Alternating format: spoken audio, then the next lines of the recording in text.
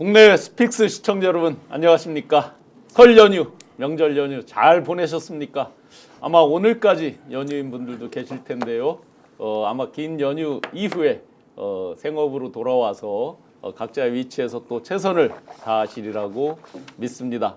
새해 복 많이 받으세요. 여러분들께서 이렇게 연휴를 보내시는 동안에도 정치의 시계는 멈추지 않고 계속해서 돌아갔습니다.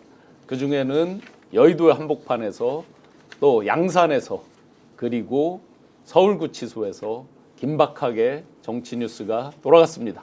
오늘 그런 정치 시사 뉴스에 대해서 면밀하게 분석해보고 시청자 여러분들과 함께 교감 공감하는 시간 함께할 두 분 전문가 소개해드리겠습니다. 요즘 깊이 있는 정보 뉴스를 가지고 심층 분석 취재까지 같이 겸해서 맹활약을 하고 계신 우리 박관천 행정관님. 네. 네, 안녕하십니까. 네. 최고의 정치 분석 정치학 박사 김종욱 박사님 소개해드립니다. 네, 안녕하세요. 김종욱의 탄탄TV 운영자 김종욱입니다. 네, 탄탄TV. 새해 복 많이 받으십시오. 네, 탄탄하게 탄탄TV. 박사님도 아마 현실 정치인은 아니시더라도 명절 때 이렇게 많은 분들 만나 뵙고 했을 텐데 양당에서 이제 서울역 그리고 경부 고속버스 터미널 등등에 가서 어디는 봉변도 당하고 있었는데 그렇죠. 박사님이 만나보신 분들은 어떠시던가요? 뭐 대체적으로 그러니까 지금에는 숫자랑은 다른 것 같은 느낌을 많이 받았어요. 네. 수치를 보면 뭐 정당 지지율이 박빙이다, 뭐 그다음에 탄핵에 대해서 반대하는 여론이 조금씩 올라오고 있다 이런 상황입니다만 제가 만나시는 분들이 그런 분들인지는 모르겠습니다만 매우 분노하고 계시고 빠른 시일 내에 내란 문제와 관련해서 윤석열에 대한 처리가 안 되면 안 되겠다라는 어떤 의견 하나 하고요. 또 하나는 이건 그냥 내란 때문에 발생한 문제는 아닙니다만 윤석열 정부 들어와서 경제가 너무 안 좋아. 네. 민생이 바닥이어서 네. 좀 뭔가 좀 바꿔가지고 좀 민생이 좀 회복됐으면 좋겠다라는 말씀들 특히 장사하시는 분들은요. 코로나를 능가할 정도라고 얘기하고 이게 무슨 설 특수인데 특수도 못 누리는 상황이어서 제가 볼 땐 빨리 내란을 좀 진압해 달라. 그다음에 민생을 좀 빨리 회복해 달라. 네. 이런 말씀이 저는 이번 설 민심의 주요한 내용이 아닐까 이런 생각이 저는 개인적으로 들었습니다. 네. 행정관님 뭐 가족들끼리 네. 보통 정치 얘기 잘 안 하는데 저도 이렇게 만나보니까 이번에는 가족들도 정치 얘기를 많이 해요. 어땠습니까? 근데 저는 이제 그 고향이 특이하게 뭐 대구나 경남이다 보니까 그쪽 사람들 이야기를 많이 들었는데 거기에서도 실은 그 비상계엄 문제, 그다음에 윤통의 탄핵 문제에 대해서는 다수의 의견이 해야 된다. 비상계엄 잘못된 것이다. 라는 데서 의견 되도록 일치합니다. 되도록 일치하는데 이제 또 하나의 양비로 나오는 게 이렇게 보수가 이게 작아지니까 민주당이 저끼리 내부 싸움을 하는데 쟤들은 항상 저래 하면서 이제 그다 양념을 하나 곁들이죠. 근데 공통적인 것은 정말 그 경제가 서민 경제가 어려운 것 같습니다. 그래서 이게 물론 뭐 정치적인 어떤 시비 논쟁을 가리는 것도 좋지만 이제는 새해에 들어와서는 특히 강요들이나 정치인들이 우리 민생 경제 문제, 좀 실용주의 문제로 이제 바꿔야 되지 않겠나 하는 그런 생각을 합니다. 예. 대구에서도 역시나 이제 밑바닥 민심은 예. 민생 경제 예. 실용에 대한 그런 욕구들이 굉장히 많습니다.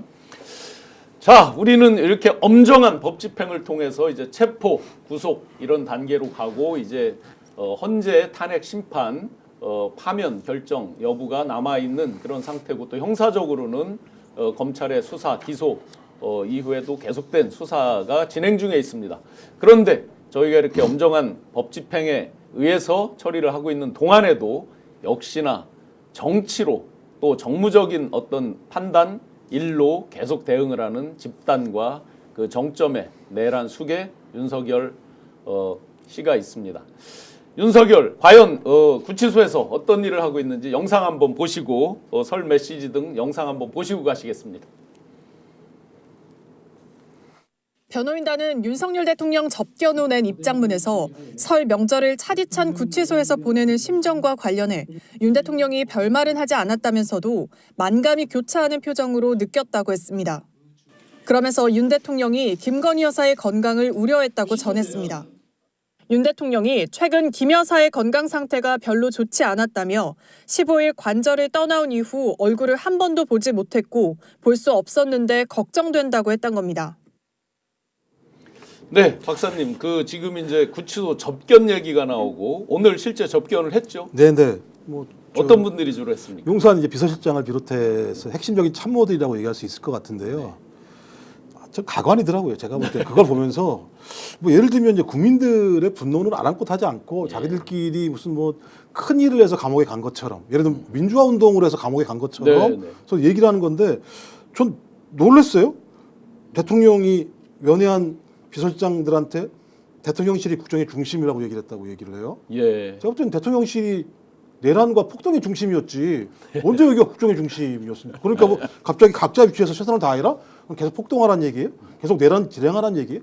그러니까 일고의 부끄러움이 없는 거예요. 국민들한테 미안함도 없다라는 생각이 들어서 야, 이 문제를 빨리 매듭짓지 않는다면 오늘만 가겠습니까? 내란 세력들이 뭐 계속 가서 갈 때마다 소위 윤석열이 내는 대국민 메시지라고 얘기하면서 끊임없이 국민들을 갈라치기 하고 내란을 선동하고 내란을 옹호하는 일들이 반복적으로 벌어지게 되면 가뜩이나 안 좋은 대한민국의 상황이 더 안 좋은 상황이 될 수밖에 없기 때문에 설 명절 지나자마자 이런 말씀 드리긴 뭐합니다만 제가 볼 때는 나라를 무너뜨리려고 작정을 했구나. 그렇지 않고서야 이런 메시지를 내보내고 또 이런 메시지를 들은 참모라는 사람들이 이걸 또 고지고대로 전달을 하는 모습을 보면서 여기는 그야말로 내란 동아리구나.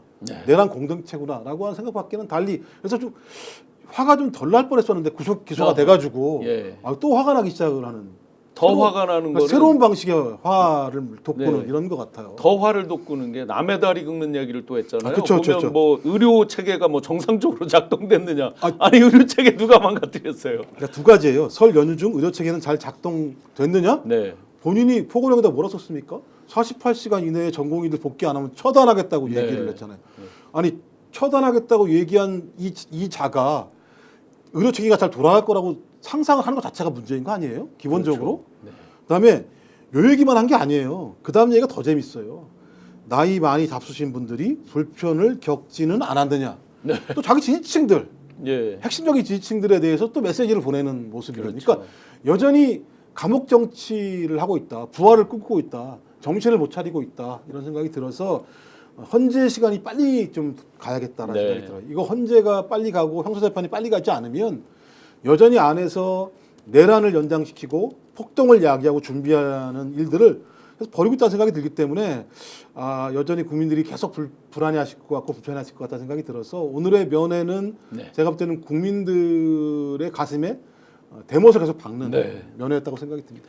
행정관님 하나 궁금한 게 있습니다. 이 접견 정치를 하는데요. 오늘 우르르 갔습니다. 그러면 제가 궁금해요. 저도 이제 구치소나 교도소에 면회를 이렇게 지인분들 해봤는데 실제로 이렇게 우르르 가는 경우가 있는지 그 다음에 접견 시간을 제한하는 건 어떻게 되는지 또 한 가지가 제가 제일 궁금한 건 보통은 변호사는 녹취를 안 하고 나머지는 다 녹취도 하고 그 기록을 다 해야 되잖아요.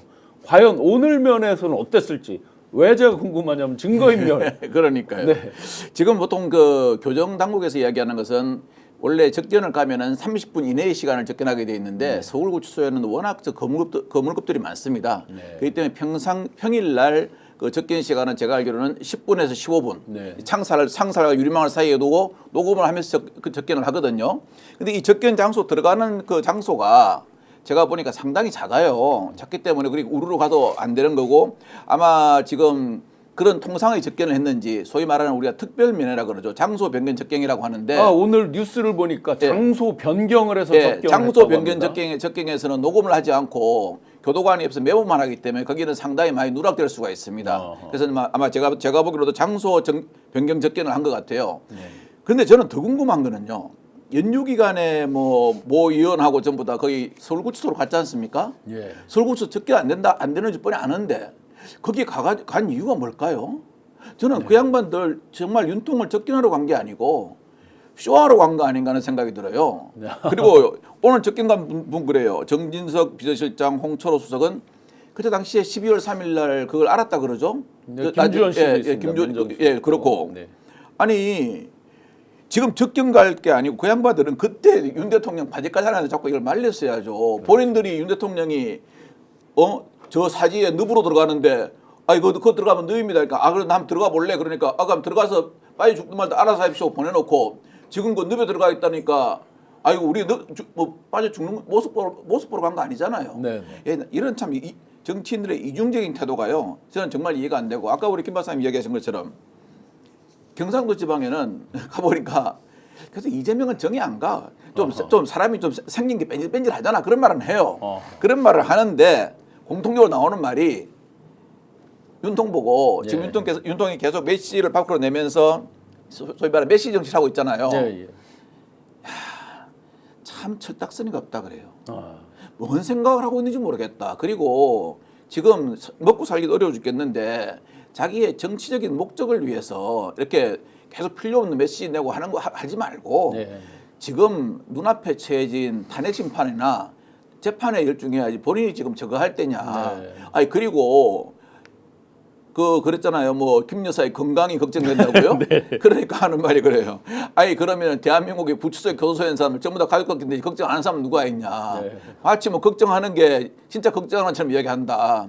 그런데 이제 어르신들 하는 말이 진짜 걱정은 하고 그러더라고요. 네. 이 대목에서 이제 명태균 씨가 소환되지 않을 수가 없습니다. 그렇죠.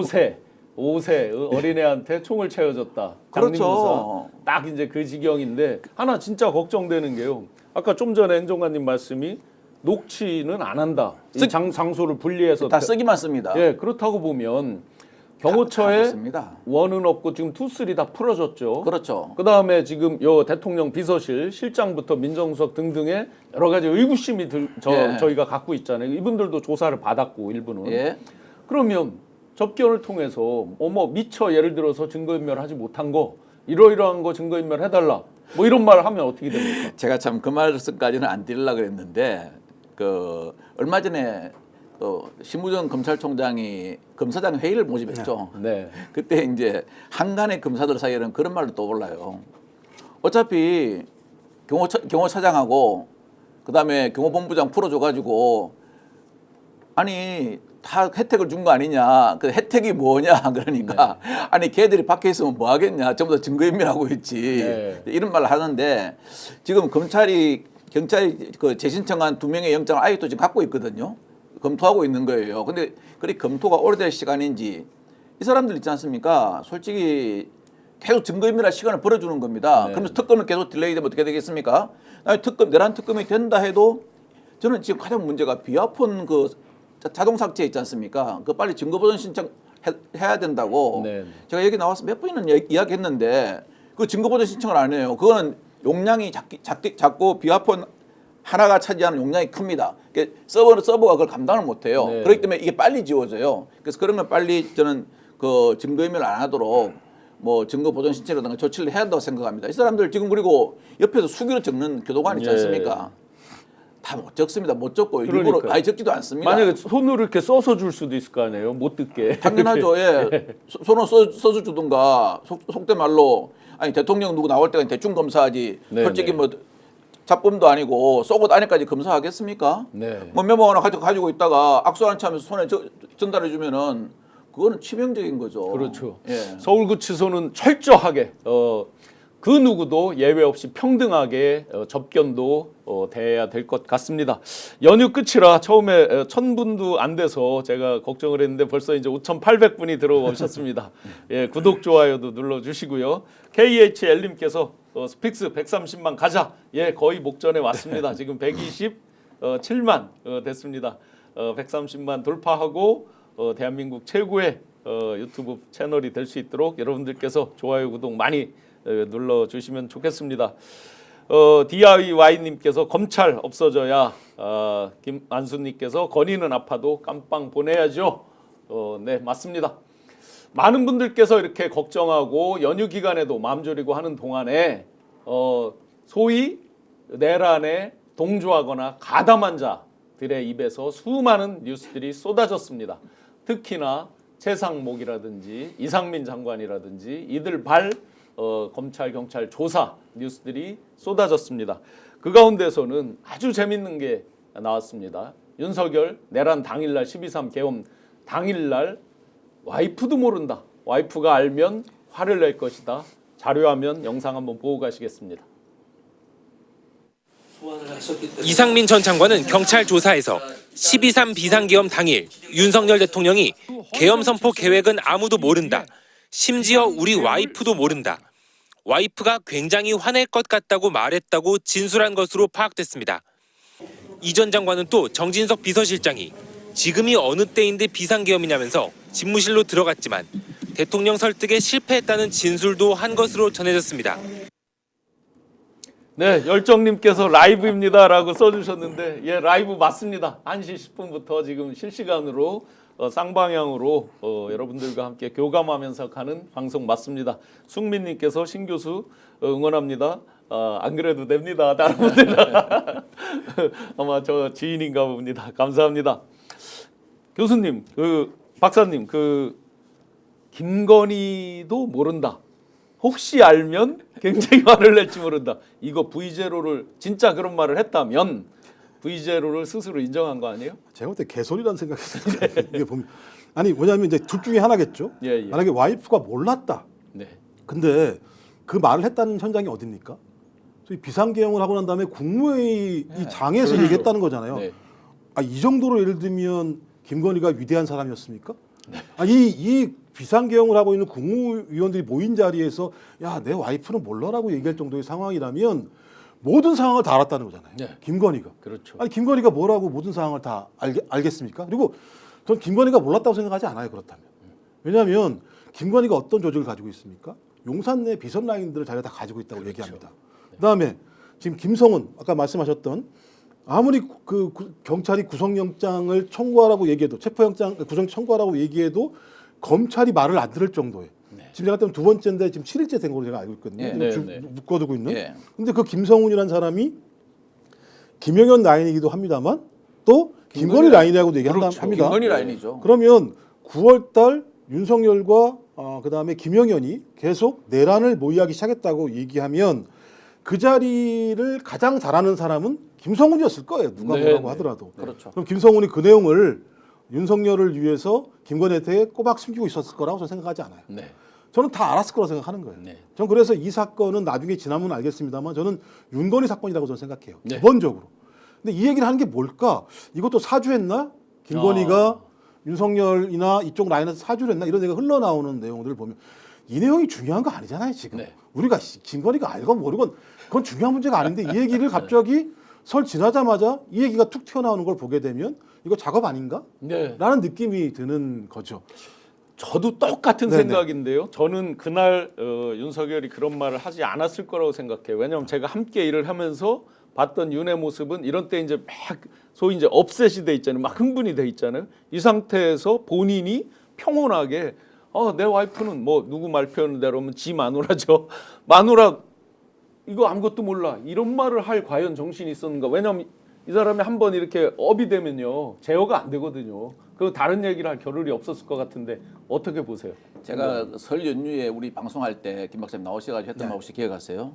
김건희는 국정 개입을 한 게 아니다. 그때 국정 개입을 했잖아요. 그래서 김건희는 국정 개입을 한 게 아니고 김건희가 국정 운영을 했고 윤석열이가 국정 개입한 거다. 네, 제가 이렇게 딱 결론을 내렸는데 아니 한번 생각을 해보세요.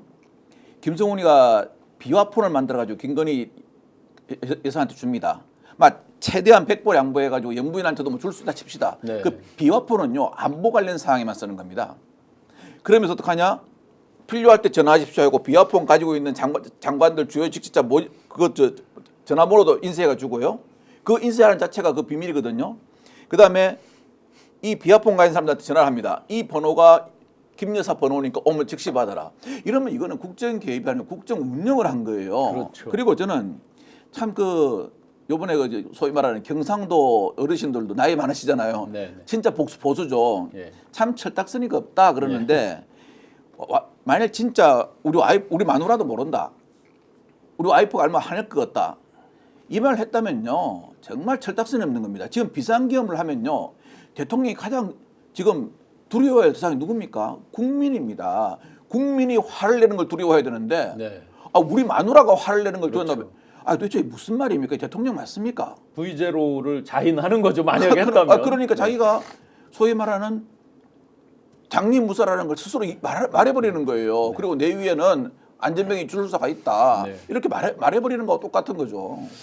박사님, 한 가지 제가 굉장히 의심스러운 대목이 있거든요. 이게 지금 갑자기 최근에 이상민이나 무슨 최상목 이런 사람들이 최근에 진술한 내용이 아니에요. 예.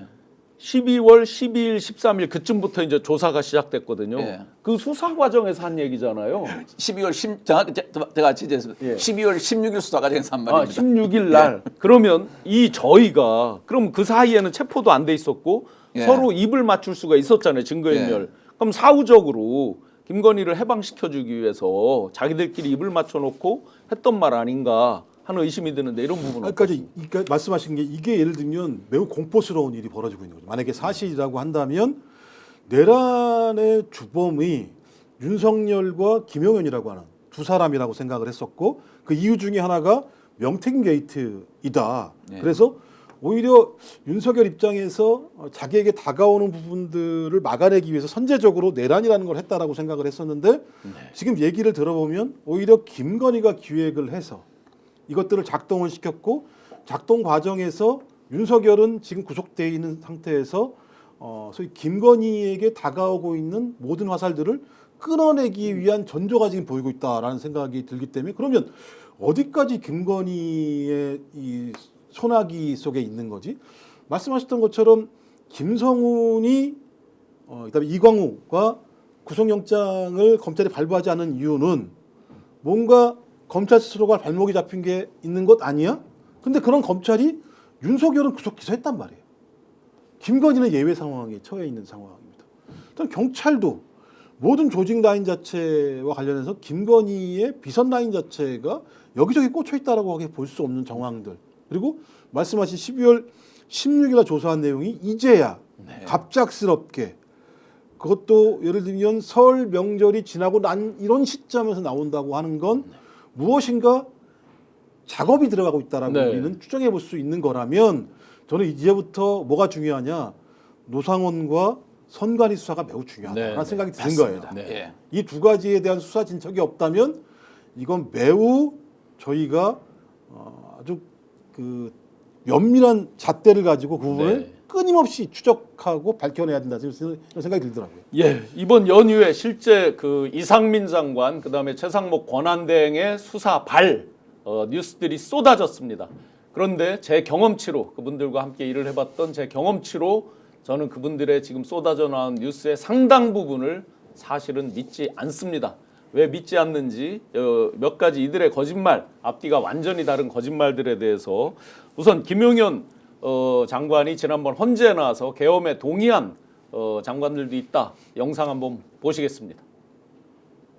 여러 국무위원들이 반대했던 거는 기억나십니까? 국무위원들이 순차적으로 들어오기 시작해서 들어올 때마다 그때는 같이 모여서 정족수가 안 된 상태니까 안 됐더라도 심의를 했습니다. 네. 들어오는 근데 대로. 하여튼 동의한 사람이 있었습니까? 동의한 분도 있었습니다. 누굽니까? 제가 말씀드리기는 곤란합니다. 네. 지금 보셨다시피 동의한 사람들이 있습니다라고 했습니다. 사실은 저 의미 중에서 말한 것 중에서 반대한 사람이 별로 없다는 식으로 말을 했어요. 예. 그런데 이상민 장관 뉴스에서 보면 갑자기 이번 그 연휴 기간에 전원이 반대했다라는 말이 나왔습니다. 그런데 또 앞뒤가 전혀 맞지 않는 게 본인이 조사했을 때는 그 행안위 전체에 나와서 국회에서 반대라는 쓴 두어 명 정도 있었던 걸로 기억한다. 반대를 했던 분들이.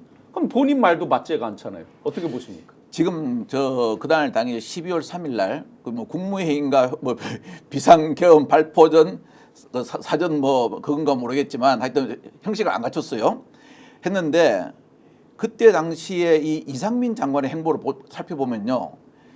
지금 저거는 처음에 했던 그 한 뭐 두세 명, 서너 명이 반대했고 나머지는 그냥 수수방관 이런 식으로 했다는 게 저는 맞아 보입니다. 한번 우리 추론을 해보시죠. 12월 3일 저녁이었습니다. 이상민 장관은 12월 3, 4일에는 계엄에 아주 적극적인 행보를 보였습니다. 네. 자, 장관들한테 연락 다 했죠. 들어오라고. 그렇죠. 그다음에 그 허석권 소방망내청장한테는 네. MBC하고 어디 단전 다수 이거 하라 그랬죠. 그다음 또 일부 속실에는 뭐라 그랬냐면은 야 빨리 이거 와서 기록 좀 해라. 그리고 들어온 사람 체크해. 그리고 체크한 뒤에 사인 받아. 이것도 했죠.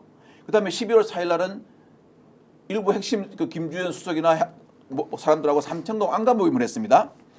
근데 제가 아는 바로는 12월 16일 경찰 조사에서 이상민 장관이 뭐라 그랬냐면은 대부분이 반대했으나 V1 뜻이 윤통 뜻이 너무 확고하고 뭐 KBS 생방송을 뭐 예약해놨고 만류할 수 없었다 이렇게 했거든요.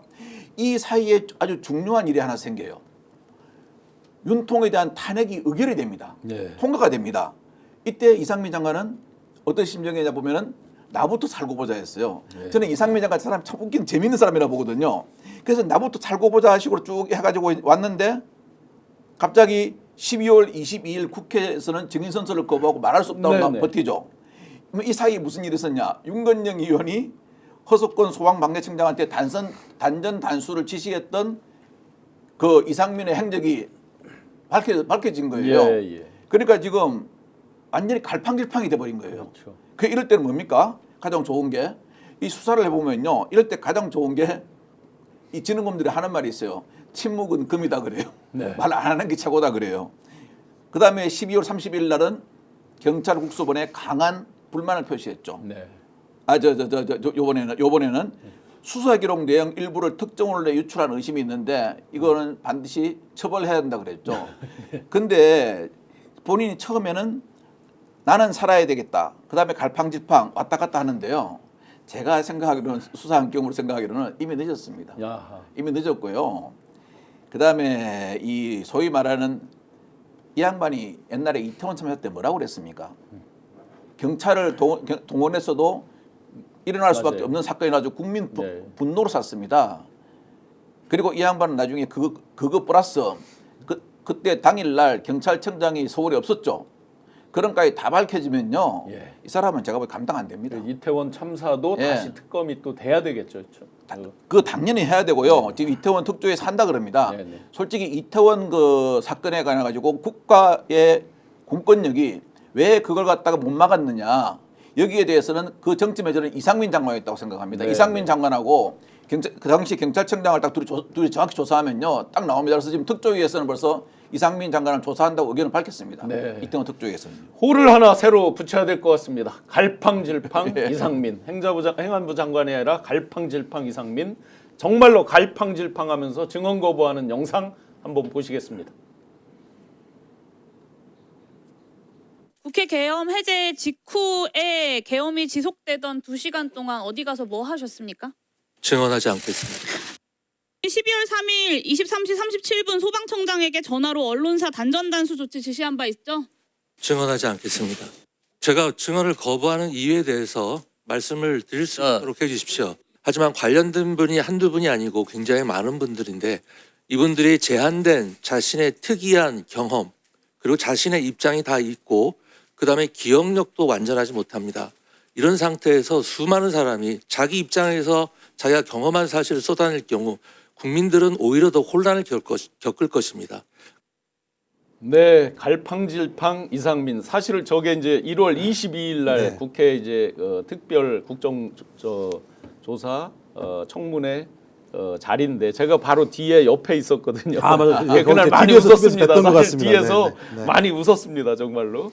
그런데 지금 보시면 본인 주장대로 본인이 이제 수사기관에서 진술한 대로 보면 국무위원 전원이 반대했다라 그러면 증언 거부를 하고 입 다물 일이 없잖아요. 온 국민 앞에서 야 내가 이렇게 떳떳하게 나 반대했어라는 걸 하면서 어필을 할 수 있는 즉 내란 수개 쪽이 아니라 단순 가담 내지는 뭐 방조 정도로 빠질 수 있는 절호의 찬스인데 왜 계속해서 증언 거부를 합니까? 아니죠. 단전 단수가 나왔잖아요. 그렇죠. 핵심이 뭐냐면 그게 나와버렸어요. 이제 본인이 이렇게 얘기할 그 이전에는 이렇게 얘기하면 되겠다 생각했겠죠. 예. 맨 처음에 반대 한 2명 정도 있었는데 그다음에 다 반대했습니다. 그러니까 예를 들면 대통령만 위원해가지고 내란 일으켰다고 그냥 보내면 되는 거라고 생각을 했었는데 갑자기 소방청장이 뜬금없이 단전 단수 전화 받았다고 이상민한테. 근데 소방청장이 무슨 뭐 억하심정이 있어가지고 말을 만들어내지 않았을 거 아닙니까? 그렇죠. 그러면 이상민이 자기가 그냥 괜히 자 MBC 단전 단수 이렇게 얘기하지 않았을 거 아니에요. 예. 내란 수괴인 윤석열의 지시, 그게 메모인지 A4 용지인지 뭐 전화인지는 알 수 없습니다만 그 지시를 받고 MBC 등 이런 기관에다가 단전 단수해라는 얘기를 듣고 그걸 실행을 했는데 그것은 감초직결라고 생각을 했는데 소방청장이 딱 입으로 얘기를 해버렸네요. 그러면 본인이 증언을 하거나 안 하건 상관없이 야 내란죄야 내란 공범이 되는 거예요. 네. 네. 진짜 주요 정보 종사자가 되는 거거든요. 그럴 때 어떻게 하겠습니까? 발언 안 하는 게 최고죠. 증언하지 않겠다밖에 다른 방법이 없는 거죠. 거기서 증언에 말리기 시작하면 제가 볼 때는 본인은 그 순간부터 완전히 국민적으로 찍히는 거죠. 너는 내랑 공범이었구나. 이 자식이 그 이태원 참사 때도 그 짓거리 하더니 너 똑같은 거구나. 너 나쁜 놈이야. 이런 얘기를 들을 거니까 그냥 증언하지 않는 것이 자기에겐 가장 그 리스크를 줄일 수 있는 가장 방법일 수밖에 없는 측면이 있는 거죠. 그 부분이. 박사님, 그럼 여기서 한 가지. 자, 저희가 헌재에서 윤석열, 김용 의원이 티키타카하는 거 보고 정말 장수팔 고춘자 같다 뭐 이런 평도 하신 분도 있는데 그렇게도 잘 맞지도 않는 것 같더라고요. 개인적으로 그런데 그러면 이상민 장관도 지금 헌재에도 또 나가야 되잖아요. 네네네. 그때는 어떻게 할 것 같습니까? 제가 볼 때 거기서 증언하지 헌재에서도 안 할 것 같습니다. 왜냐하면 헌재에서도 증언을 할 수 없는 게 그렇죠. 예. 예를 들어 나와 있는 내용 자체가 탄전 단수가 많이 본인이 얘기했다고 얘기하는데 본인이 그거 갖다 직접 지시했을 리는 없을 거 아닙니까? 그럼 누구한테 그거 갖다가 지시 받았습니까? 라고 얘기하면 서로 눈 쳐다보면서 당신이 했잖아요 라고 얘기할 수 없는 상황이죠. 왜냐하면 본인이 실행을 안 했으면 상관이 없어요. 근데 본인이 실행을 했다라고 하는 것이 소방청장의 증언을 통해서 국회에서 그렇죠. 나왔기 때문에 가도 입 다물고 수밖에 없는 상황인 거죠. 아니면 안 가버리거나. 헌재도 안 간다 아예. 어떻게 됩니까? 헌재가 이 양반이 저는 참 이 양반이 판사하면서 얼마나 많은 억울한 사람을 양사해냈을까 하는 생각이 드는 게요. 이제 보통 경찰이 수사를 합니다. 그러면 이 사람이 언론에서 발언한 거, 국회에서 발언한 거 자료를 다 가지고 있습니다. 근데 처음에는 자기가 그랬죠. 뭐 누구는 반대한 사람이 한 두세 명 있고 나머지는 다 그냥 찬성했다 그랬죠. 다 반대했다고 말을 바꿨잖아요. 그래서 이걸 사건 이제 보여준 모양이에요. 기억이 그때 잘 가물가물. 하여튼 보면은요, 이 정부 강요들은요, 문제가 하나가 불리한 그런 다 윤통부터 그래요. 기억이 가물가물하대요. 그리고 또 자기한테 유리한 거는요, 내가 그때 이런 말을 했는데 혹시 기억나십니까? 하면 저서 뭐합니까? 이 품바 타령하는 거 봤죠? 기억납니다. 이래요, 또요. 그러니까 이제 기억이 나네요. 이제 기억나네요. 말을 듣고 보니까 기억이 제가 나네요. 보기로 이분 지금은 12월 3일 윤건영 의원의 허석권 소방관계청장 단전 나수 지시 이게 가장 중간에 이분이 어쩌할 수 없는 덫이었습니다.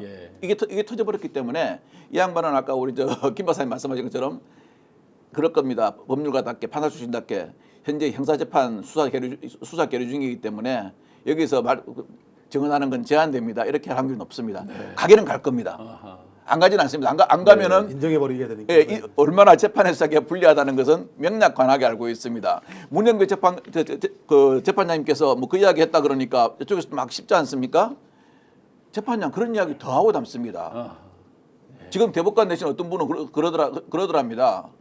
내가 참 여태까지 형사재판을 20년 넘게 왔지만 당신같이 기분 나쁜 사람 처음이라고 그런 이야기도 한답니다. 그런데 아주 점잖게 이야기하신 겁니다. 얼마나 그랬으면 그런 이야기를 했겠습니까? 기억이 이렇게 흐릿한 분들에게 국정을 맡겨왔으니 또 지금도 맡기고 있으니 참 대한민국 큰일 났습니다. 그 잭슨님께서 내란 주범 줄리 들통났다. 얼짱뭉치님께서 저런 놈들이 국정을 이끌다니 저런 놈들이 장관이었다니 참 안타깝습니다. 이런 저런 놈의 그 정점에 또 다른 사람이 있습니다. 기억이 흐릿한 분 또 있습니다. 최상목 권한대행 쪽지 받았다 안 받았다 누구한테 받았는지 잘 기억이 흐릿하다. 영상 한번 보시겠습니다. 저는 이걸 준 적도 없고 그리고 나중에 이런 계엄을 해제한 후에 한참 있다가 언론에 뭐 이런 메모가 나왔다는 것을 기사에서 봤습니다. 그러니까 대통령이 들어가시면서 제 이름을 저를 보시더니 저 참고 자료 이거 참고하라고 하면서 하니까 옆에 누군가가 전 잘 모르겠어요. 누군가가 저한테 자료를 하나 줬습니다. 누군가에 대해서도 대략 뭐 여러 가지 설들이 나왔습니다. 비서관 실세 비서관 뭐 김땡땡 나오고 했습니다.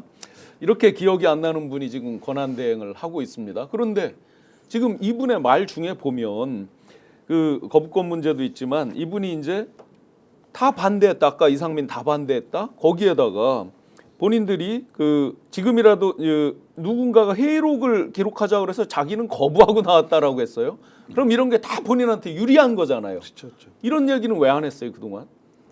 뭐 본인이 이 문제 관련해서 여러 가지로 면피할 수 있는 법률적 요건만 따진 거죠. 그러니까 법꾸라지처럼 군 거라고 저는 봐요. 기본적으로. 이분도 서울법대 출신입니다. 예. 그리고 제가 볼 때는 기본적으로 저는 이 윤석열 정부의 국무위원들은 어떤 형태로든지 내란 범죄의 피의자로서 수사를 받을 수밖에 없는 사람들이다. 그러면 그걸 자기가 막아낼 수 있는 방법이라고 하는 것 자체는 자기는 관련성이 없다라고 극구 부인하는 방법밖에 없는 거거든요. 그러니까 한덕수 전 국무총리 같은 경우도 전 국무총리는 아니죠. 아직 탄핵당한 상황이니까 계속 주장하는 내용 자체가 소위 이 국무회의 자체가 제대로 이루어지지 않았다고 얘기를 하는 거 아니겠습니까? 그러니까 이 모든 잘못은 누구한테 있느냐? 국무위원은 잘못이 없고 윤석열과 김용현 둘이서 다 한 거야라고 하는 얘기를 하는 거죠. 최상목도 마찬가지인 거죠. 쪽지를 받았다. 이 쪽지는 되게 중요한 겁니다. 왜냐하면 비상입법기구예요. 비상입법기구라고 얘기하는 건 내란죄를 성립하게 하는 위원도 있습니다만 내란죄를 성립하게 하는 가장 중요한 요인 중에 하나일 수밖에 없는 쪽지 내용이거든요. 근데 만약에 그걸 최상목이 봤다고 자기가 얘기하면 어떤 일이 벌어지게 됩니까? 내란의 공무원과 중요 종사자가 되는 것이고 뭐 위원은 말할 필요도 없는 것이고 그러니까 자기는 말도 안 해줘. 그 종이도 꽤 크던데 그 적어줬다고 자기가 그걸 보지도 않고 뭐 내용은 대강 짐작은 되지만 보지도 않고 그냥 차관부한테 줬다. 그랬더니 그 차관인가요? 차관이 하는 얘기는 나도 잘 보지 않았다. 근데 대략 내용은 이런 것 같다. 그러니까 아무도 보지 않은 메모지가 왔다라고 하는 건데 그 메모지 아래가 8쪽이라고 돼 있는 거 아니겠습니까? 그렇다면 모든 국무위원들한테 하나하나의 주요 어떤 내란 행위를 해야 될 지침이 내려갔다고 볼 수밖에 없는 상황인데 그 메모가 어디까지 내려간지는 알 수 없습니다만 김용현 말에 의하면 국무총리 것도 준비했고 그다음에 행정안전부장 장관 것도 준비했고 다들 지금 말을 않고 있죠. 그 다 사람들이. 있다라는 거 같습니다.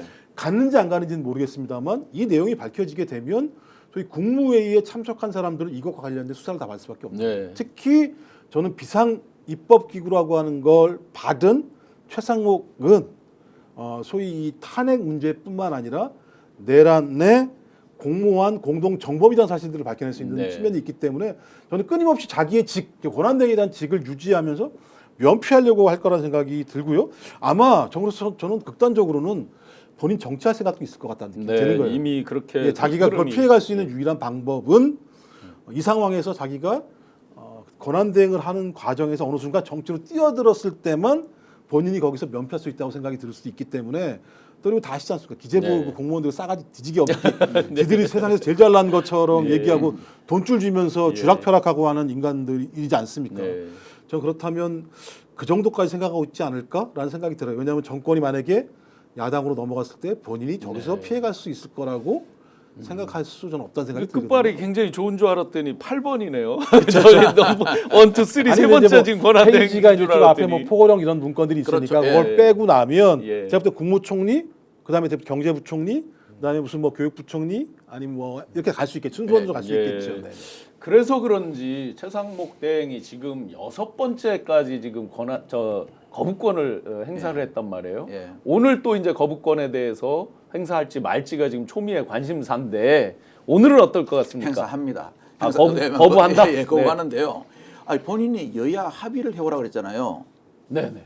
이 여야 합의된 겁니다. 국회는 다수결 원칙입니다. 다수결의 원칙에 따라서 한 명이라도 있으면 여야 합의되면 합의된 겁니다. 여기는 북한 인민회의가 아닙니다. 만장일치가 아닌데 이 양반은 지금 북한 인민회의하고 대한민국 국회를 갖다가 헷갈리시는 것 같아요. 다수결로 통과됐기 때문에 이건 되는 거고요. 그 다음에 참 저는 윤통이 좀 자꾸 증언하라고 보면 사람 분노를 일으키는데 자기는 준 적도 없다 그럽니다. 아니 국무회의하거나 그 대수비라고 대통령 주재 수석 비서관에 의하면 자료를 줍니다. 대통령이 직접 줍니까? 무슨 옛날 월급봉투 나눠줍니까? 손님 나눠줍니까? 직접 주게?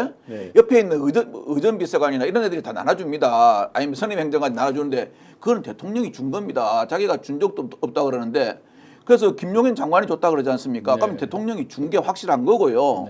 좀 이렇게 뭐 등 해가지고 등 정치 많이 하지 않습니까? 율사들이 그런 거 좀 안 하면 좋겠고요. 그다음에 김용현도 이야기했지 않습니까?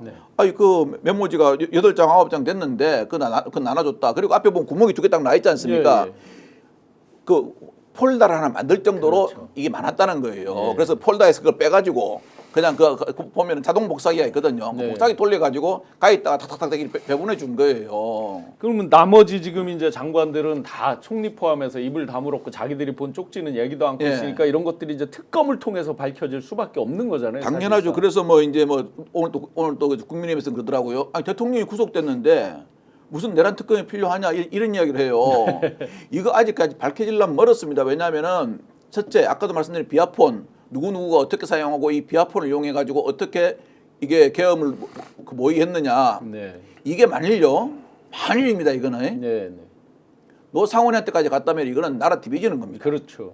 네, 만일이 아니라 갔을 것 같습니다. 예, 당연히. 제가 지금 제일 우려하는 그거예요. 김건희한테도 그러면은 갔는데. 이 국민들의 분노는요 하늘을 찌를 겁니다. 네, 네. 그렇지 않습니까? 네, 당연합니다. 자, 그리고 지금 여기 관련해 가지고 조사받을 국무위원이 한두 명입니까? 네. 지금 선관위 관련해 가지고 제가 보기로는 선관위 관련 정보사가 선관위한테 본청차고 들어가 가지고 썩어떼려고 했던 거 있지 않습니까? 네, 네.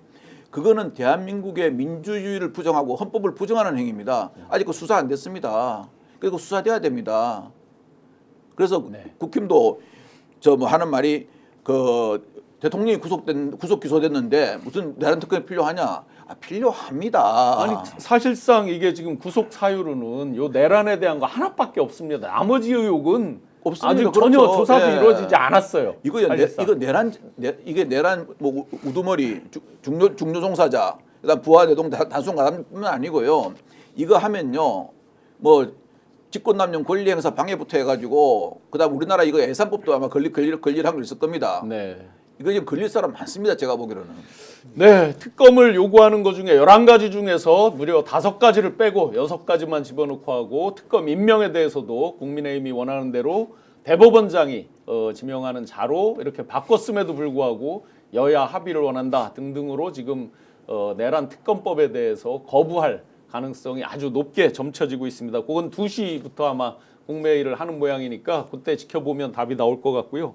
또 한 사람 또 특이하게 그 직후에 부인과 그리고 양모 이제 본인 일종의 비서관처럼 했던 분하고 식사하면서 당신이 다 뒤집어 쓰겠네라고 부인이 얘기할 정도로 했더니 그래라고 했다고 합니다. 박사님, 그 김용현 장관이 그래라고 한 의미를 뭐라고 보십니까? 뒤집어 쓰는 의미에서 그래입니까? 아니면 어떤 다른 의미입니까? 저는 어차피 김용현이 윤석열 말에 따라서 내란을 하겠다고 기획을 했다면 당연히 본인이 뒤집어 쓰는 방법밖에 없다고 생각해요. 네. 본인이 털어낸다고 본인이 내란에 예를 들면 공동정범이 되지 않는 건 아니거든요. 그럼 살아남을 수 있는 일이 뭐겠습니까? 윤석열이 복권되는 것밖에 방법이 없어요. 그렇죠. 그러니까 김용현을 살려줄 수 있는 유일한 사람은 누구냐? 저 윤석열이 정치적으로 복권되거나 아니면 윤석열을 지지하는 집단들이 권력을 잡거나 하지 않으면 본인 같은 경우 이 부분과 관련해서 다른 방법이 전혀 없는 상황입니다. 그러니까 일단 저는 내란이 시작되는 순간 이 두 사람은 운명 공동체가 된 상황인 거죠. 뭐 그런 상황에서는 다 아시겠지만 장세동 같은 케이스인 거죠. 네. 장세동 같은 케이스. 아니 이 상황에서 예를 들면 윤석열에 대해서 자기가 예를 들면 배신을 한다고 해서 자기의 범죄가 사라지지 않는 거거든요. 그럴 바에는 장세동과 같은 길을 걷는 것이 본인한테 훨씬 더 유리할 수 있다라고 판단하는 것 같은데, 그러니까 지금 바보들의 합창 같은 얘기입니다만 네, 네. 그런 행위를 하는 것 자체가 문제입니다만 저는 그런 범죄 집단에 들어가서 그런 범죄 행위를 했던 우두머리와 최고의 실행자 두 사람 같은 경우는 저는 같은 배를 살 수밖에 없는 운명적 상황에 놓여 있을 수밖에 없다라는 생각이 들고 그런 측면에서 저는 본인이 그렇게 얘기했고 근데 뭐 부인이 물어보는데 거기서 뭐라고 얘기하겠습니까? 그러면 아니 난 윤석열과 싸울 거야 이런 얘기 하지도 못할 거라는 생각이 네, 들고 저는 부인 앞에서라도 어쩔 수 없다. 나는 이 길을 결정했기 때문에 어떤 가능성을 따지지 마라. 자기 부인을 위해서라도 제가부터 그게 맞는 얘기인 거죠. 거기서 이렇게 여지를 둬가지고 자기 부인한테는 걱정하지 마, 난 돌아올 수 있어 이런 얘기 할 수는 없는 거니까. 네. 저는 그런 측면에서 그건 뭐 전 이 문제는 중요한 문제는 아니라는 생각이 드는 거고 이런 일을 벌이는 이런 과정들 자체가 윤석열 정부 내에서 바이패싱이 됐다는 게 가장 큰 네. 문제인 거죠. 그러니까 내란을 준비했던 과정 자체가 아무리 모르게 했다고 하더라도 저는 상당한 사람들이 알았을 거라는 생각이 들거든요. 근데 그런 거 자체가 아무도 모르게 진행이 됐고 소위 국무위원들 같은 경우도 누가 알았는지 모르는지 모르겠습니다만 일단 그것이 진행됐다는 사실 자체가 얼마만큼 이 정부가 비판과 감시와 통제가 안 되는지를 내부에서도 이건 되게 중대한 문제이고 우리가 시스템에 대한 점검들이 매우 필요하다라고 하는 느끼게 되는 이런 측면들이 있습니다. 그 부분과 관련해서. 네, 지금 그 기차로님께서 이번에도 거부하면 탄핵시켜라. 트위티님께서 민주당 더 이상 양보 따위 하지 말아라. 라는 말씀도 주고 계십니다. 지금 11,000분이 넘게 계속해서 유지하면서 보고 계십니다. 뭐 저는 이 부인이 있지 않습니까? 예, 예. 이런 말을 했다는 게 그러니까 이 내란 비상계엄 있지 않습니까? 비상계엄 뭐 처음엔 자기가 내란이라고 비상계엄을 했겠죠. 비상계엄이 얼마나 오랜 시간 동안 차분하게 준비되어 왔고 했냐는 걸 그저 반증해 준다 생각해요. 부인이 그러면 김용현 장관 부인이 이걸 다 알았다는 거 아니겠습니까? 네. 자기 남편이 한 번씩 얘기하니까 이걸 알았으니까 당신이 다 뒤집어 쓰겠네라고 이야기했고 뒤집어 쓰는 이유는 맞습니다. 자기는 어차피 살아날 방법이 윤통이 자리에 있으면서 지켜준 것밖에 없습니다. 자기가 노상훈이 하고 그 문사령관 지켜준 것처럼. 그리고요. 김용현이라는 사람이 얼마나 무소불위를 했냐면요. 이 군대 있지 않습니까? 여기는 철저한 계급사회 상명하복 관계입니다. 그런데 예비역 정보사령관이 현직 정보사령관을 지배합니다. 그리고 그 수사단 있지 않습니까? 거기도 예비역들이 많더라고요. 그래서 예비역들 제가 쭉 한번 기사를 찾아보니까 공통점이 하나 있어요. 다 보면 여자 문제로 해가지고 다 옷 벗은 사람들이에요. 성추행 뭐 예, 이런 예. 것들. 그래서 제가 예. 보니까 참 누구 왔다나 끼리끼리 모여 있구나 하는 생각이 들더라고요. 네. 이렇게 이제 온 국민들이 가슴을 졸이면서 구치소 정치에 대해서 신문을 내면서 앞으로 헌재 탄핵 파면 국면이 어떻게 흐를지 그리고 검찰의 수사 방향은 또 어떻게 갈지 가슴을 졸이면서 모든 것들이 잘 순조롭게 되어서 새해에는 국민들 민생도 살아나고 발 뻗고 잘 수 있기를 바라는 마음이 간절한데 이 와중에 우리 시청해 주시는 시청자 여러분들의 또 염장을 지르는 뉴스들이 있습니다. 멀리 있지 않습니다. 민주당 같은 민주당 내에서 임종석 전 비서실장을 필두로 수많은 정치인들이 한마디씩 쏟아내고 있습니다. 이 시점에서 홍준표 대구시장의 말을 소환하지 않을 수 없습니다. 5일장 장날이 서니까 장돌뱅이가 물건 팔러 나간다라는 식으로 한마디씩 쏟아내고 있습니다. 지금 자료화면에 나오듯이 김경수 전 경남지사, 뭐 김두관, 김부겸 전 총리, 김동연 경기지사까지 포함해서 수많은 분들이 여러 이야기들을 쏟아내고 있습니다. 대부분 공통점은 이재명 일극화, 이게 민주당 한계 아니냐, 이렇게 해서 대선 이기겠냐, 뭐 이런 방향. 심지어 이제 개혁신당에 있는 조홍천 씨, 지금 직함은 모르겠는데 개혁신당에서 특보단장이 특보단장입니까? 특보단장이 민주당 여차하면 대선 후보 없이 대선을 맞이할 수 있다라고 하는 본인 희망사항을 얘기하는 것 같은데요. 박사님, 갑자기 때가 온 거죠, 이게.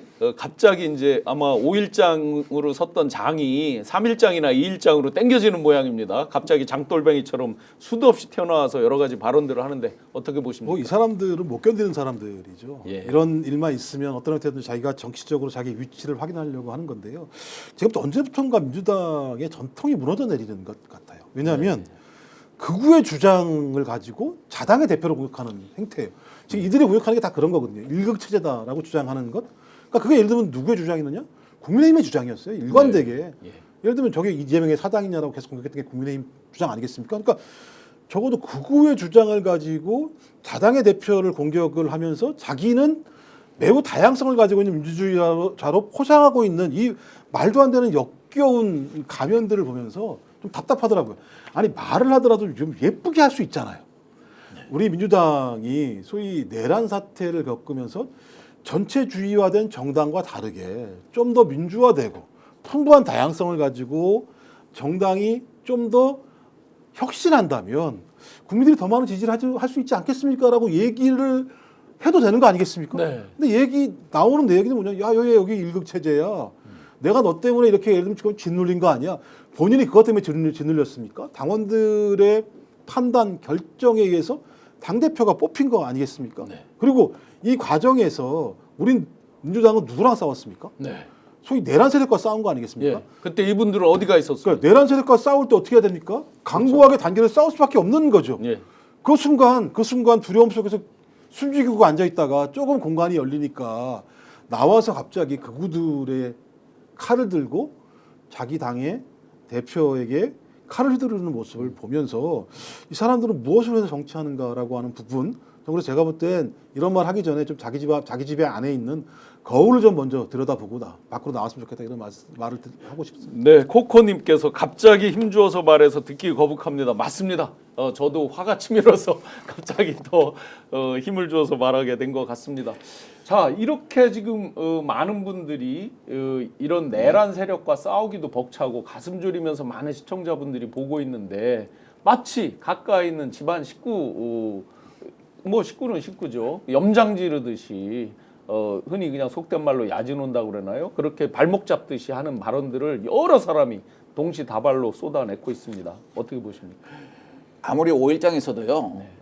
5일장 처음 쓸 때 마당 쓸고 마당 쓸고 난 다음에 나무 세워가지고 천막 친 사람하고요. 그다음 다라이 하나 이고 와가지고 여기저기 가가지고 남이 떨궈 놓은 거 있잖아요. 옆에 가서 자리 얻어가 파는 사람하고는 분명히 다릅니다. 네. 다르고요. 뭐 아까 조홍천 의원이 참 저하고도 참 옛날에 한번 그런 일을 겪었던 일도 있지만 뭐 후보가 없이 대선을 치를 수 있다고 최고의 악담이죠, 뭐. 그런 걱정을 했잖아요. 아니 지금 자기 당에는 지금 남녀 대표가 둘이서 머리 끄댕이 잡고 싸우고 있습니다.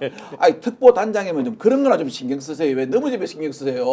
저거 집은 그래 처자식이 둘이서 칼 들고 싸우고 있는데 너무 집 가가지고 서로 저 집은 왜 말을 공손히 안 해? 그런 거거든요. 그리고 아까 김 박사님 말씀 맞아요. 대선에 민주당이 패배했죠, 그죠? 뭐 어떻든 근소한 차이는 패배했습니다. 그리고 그 대선에 나왔던 사람은 자기 자식까지 탈탈 다 틀렸습니다. 마누라도 그렇고요. 그리고 민주당도 얼마나 틀렸습니까? 그럴 때 다 어디가 있었습니까? 안 그렇습니까? 네. 마치 옛날에 그 지존파라고 들어보셨죠? 네. 사람 인육 먹은 사람. 이 사람들이 나중에 경찰에 진술할 때 뭐라 진술하는 줄 아세요? 나는 부자들만 골라서 죽이고 인육을 씌워 먹었다. 그래서 나는 사회 악을 척결한 정의의 사도다. 이렇게 이야기하는 거 똑같은 거예요. 지금 있잖아요. 자기가 그렇습니다. 원래 혹시 교수님 그 이야기 들어보셨어요? 학교에서 애들 시험 많이 치시죠? 네네. 컨닝한 사람은요. 자기가 문제 푸는 사람이 점수를 따라갈 수가 없습니다. 네. 이재명 대표는 자기가 공부해서 문제를 푸는 거고 네. 옆에서 이렇게 과제 민눈깔 하다가 들어와가지고 너무 답안지 뭐 컨닝해가지고 해봐요. 그럼 못 따라갑니다. 네. 자기가 무슨 정의의 사도이냐 열린 사람처럼 하지만 저는 자신의 정치적인 이익을 위해서 그런 거 아니겠습니까? 네. 그런 것은 하면 안 됩니다. 수많은 국민들이 가슴 졸이면서 그 키세스 눈비를 맞아가면서 추위에 떨면서 지켜내고 있는 지금의 민주주의 가치, 그 민주주의의 가치를 매번 얘기하는 사람들이 거꾸로 옆에서 염장 지르듯이 발목 잡듯이 앞으로 나아가는 길에 대해서 회방 놓듯이 하고 있습니다. 그런 와중에도 이재명 대표께서 엊그제 문재인 대통령을 만나고 또 전 국민 25만 원 지급 이런 것도 내가 상황에 따라서 양보할 수 있다까지 이야기를 하면서 어떤 통합의 행보 또는 이제 전체적인 포용의 행보 이런 것들을 하고 있는데 앞으로의 이 사람들과의 관계 정립이나 앞으로 펼쳐질 상황들 어떻게 전망하십니까? 뭐 이제 이재명 당대표 같은 경우는 뭐 현실적 실용주의라고 얘기를 해서 가장 중요한 부분들은 내가 생각하고 있는 이념이나 기획이 아니다. 지금 현실에 살아가고 있는 국민들이 무엇을 느끼고 있는가, 그들이 느끼는 부분들을 충족시키지 못한다면 정치가 국민들에게 응답하지 못하는 거다라고 얘기를 하는 것 같고요. 그러니까 이재명이라는 인물을 키워낸 가장 중요한 것 중에 하나가 이제 기본소득이라고 얘기되는 이런 것들인데 그런 부분들을 버려서라도 국민들이 요구할 수 있는 새로운 민생회복의 길이 있다면 그 길을 갈 수 있다라고 하기 쉽지 않거든요. 자기의 어떤 정책적 브랜드를 일정하게 포기하면서라도 민생회복을 위해서 그냥 여야가 협의할 수 있다라는 가능성을 만들어준 거 아니겠습니까? 근데 지금 그 여야가 누굽니까? 내란에 동조하고 있고 오히려 내란을 선동하고 있는 집단인데도 그럼에도 불구하고 민생의 회복을 위해서라면 그럴 수 있다라고 하는 여지를 얘기한 겁니다. 저는 이 정도 상황이라면 아까 얘기했던 일부 민주당 출신 예를 들면 반영 의원들이나 정치인들 같은 경우도 마찬가지입니다만 이 정도의 폭넓은 개방성과 포용성을 가지고 있다면 거기 같이 동참을 해서 빨리 내란을 진압을 하고 민생 회복을 위해서 민주당이 조금 더 지금보다는 높은 지지율을 획득할 수 있는 길에 동업자가 되지는 못할 만큼 네. 여기에 계속 이런 죄를 뿌리고 있는 상황 아니겠습니까? 전 그래서 이재명 당대표는 뭐 그렇다고 하더라도 이 사람들하고 싸워야 될 하등의 이유는 없는 거죠. 오히려 네. 국민들이 요구하는 건 더 넓은 개방성, 더 넓은 포용성을 통해서 국민이 요구하는 방향으로 민주당을 좀 잘 끌고 나갔으면 좋겠다라고 하는 것이 국민의 바람인 것 같고 그 바람에 또 호응하고 그것을 나름대로 현실로 만들어 나가려고 하는 것이 이재명 당대표이기 때문에 저는 제가 볼 때는 앞으로 큰 문제 없이 진행이 될 거라 생각이 들고요. 계속 사법 리스크 얘기하는데요. 사법 리스크도 마찬가지입니다만 제가 볼 때는 법원이 쉽게 판단할 수 있는 영역의 문제가 지금은 아닌 상황이 네. 돼버렸습니다. 그러니까 상황 자체가 매우 예를 들면 엄중한 상황이 됐기 때문에 법률적 판단 같은 경우도 매우 엄격할 수밖에 없는 상황으로 예. 가는 거예요. 헌재도 마찬가지 아니겠습니까? 예. 따박따박 가야 되는 이유 중에 하나가 뭐냐면 누구라도 시비를 걸면 안 되는 상황이기 때문에 하나하나 가고 있는 상황이어서 저는 이거 아까 얘기했던 조홍천 의원 같은 사람들이 생각하는 이런 일들은 벌어지지 않을 거다. 지금 중요한 건 민생 회복과 내란 진압을 위한 단합 네. 그리고 그 중심에 저희 가장 큰 정당인 민주당의 당대표와 함께 이 상황을 잘 뚫고 나가는 것이 가장 중요한 것이다. 저는 그 정도의 상황으로 좀 제발 부탁인데 이제 좀 이렇게 계속 입만 네. 날리지 마시고요. 좀 몸으로 그런 걸 실천했으면 좋겠다. 이런 사람들이 네. 그런 생각을 하게 됩니다. 행복을 찾아서님께서 무슨 놈의 일극 타령 그 문재인 보유국이라고 자랑할 때는 언제고라고 하면서 답답해 하셨습니다. 실제로 지금 박사님도 말씀해주신 이분들이 소위 이제 국민의힘 측 보수 측에서 얘기하는 논리대로 네. 사실은 비판을 하고 했는데 최근 나온 방송 3사의 여론조사를 이렇게 취합해 보면 다시 이분들이 좋다 말았겠어요. 지금 다시 보니까 서서히 정상화 다시 이제 정상적으로 돌아오고 있던데요. 이 성냥개비 하나가 있지 않습니까? 화력을 자체로서는 화력을 못 가집니다. 민심이라는 장작이 있어야 화력이 붙는데 민심이라는 장작이 이 성냥개비 하나에 의존해 가지고 같이 불을 붙이거나 하지는 않습니다. 네. 단 하나 저는 이제 좀 이재명 대표나 소위 말하는 친명위원들한테 좀 당부하고 싶은 거는 이 사람들이 한마디 한다고 어제 보니까 친명위원들 한 몇 분은 상당히 흥분해 가지고 강하게 이야기를 했더라고요. 그거 저는 못 들은 걸로 하고 네. 감정적인 반응을 안 하는 게 지금 이재명 대표가 하는 실용주의에도 맞다고 생각합니다. 네. 왜냐하면은 이제 이렇게 돼가지고 탄핵이 결정되고 그러면 이제 대선 후보로 나설 수가 있잖아요. 네. 대선 후보로 나서면은 잘 아시겠지만 대선 후보로 나서는 순간 철저한 을 아닙니까? 지금은 당대표니까 가벼겠지만 예. 을의 입장에서 볼 때 좀 더 폭넓은 리더십으로 그냥 이런 말 하는 사람 저런 말 하는 사람도 있구나라고 생각하는데 이 사람들 스스로가 장작이 자기한테 안 오면요 스스로 타다가 꺼져버리거든요. 그리고 사법 리스크 그러는데 보통 이제 법원은 그렇게 판단합니다. 이게 정말 파렴치범이다. 예. 성범죄다. 이런 파렴치범이라 가지고 이 사람은 도저히 정치권에서 있으면 안 되겠다고 판단할 경우는 판단을 합니다. 그런데 이게 이제 김문기 모른다 했다는 공선법상의 허위사실. 그다음에 또 하나가 1심 단계 위증교사 아닙니까? 위증교사 무죄를 받았지만요. 이런 걸 가지고 예를 들어서 전체적인 나라의 운명을 가를 정치를 사법부가 좌우하는 경향은 별로 없습니다. 네. 이 사람들도 그래도 뭐가 나라를 위해 중요하고 뭐가 정말 국가적 정의인가 사회적 정의인가를 판단하거든요. 그렇기 때문에 자꾸 이런 말을 갖다가 내부에서 좀 안 하면 좋겠습니다. 네. 그동안 시청자 여러분들께서 내란 세력 그리고 내란에 동조하는 정치 집단을 깨어있는 눈으로 감시하기도 정말 바쁘고 힘들었는데 이제 깨어있는 시민들의 단합된 힘으로 더 감시하고 아주 매의 눈으로 봐야 될 대상들 바로 당내에 있는 이견을 가진 집단들까지 더 유심히 살피면서 앞으로의 전국을 저희가 국민들이 원하는 어떤 총의 그 방향으로 끌고 갈 수 있게 잘 감시해야 되겠습니다. 네, 여기서 잠깐 계속해서 스픽스 대표께서 시청자분들의 후원금이나 이런 거에 의존하지 않고 양질의 컨텐츠를 제공하겠다는 그 의지, 제가 그 의지를 높게 사서 광고 하나 하겠습니다. 한우 회식하면 경성한우. 처음 발음할 때 되게 어렵거든요. 경성한우에서 꼬였는데 이것도 몇 번 해보니까 좀 읽네요. 대구 달서 죽전내거리 용산 자이몰에 위치한 대구 최대 식당 경성한우.